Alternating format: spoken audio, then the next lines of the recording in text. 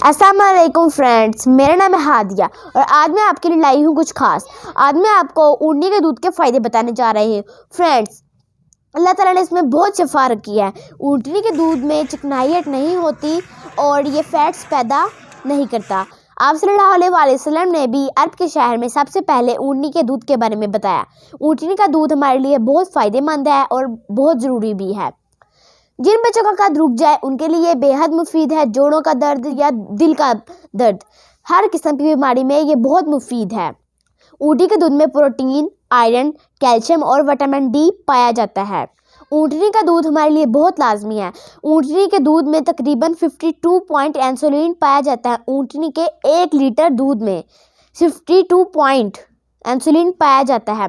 इसीलिए ये शुगर के पेशेंट्स के लिए बहुत ज़रूरी है और अच्छा भी है।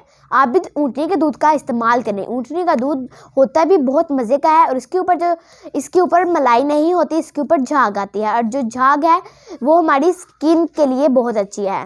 फ्रेंड्स, कैसी लगी आपको मेरी वीडियो? अगर वीडियो अच्छी लगी वीडियो को लाइक कर दें, चैनल को सब्सक्राइब कर दें और दोस्तों में शेयर करना मत भूलें और कमेंट्स बॉक्स में ज़रूर बताइएगा कि आपने ऊँटनी का दूध का इस्तेमाल किया या नहीं। अल्लाह हाफिज़।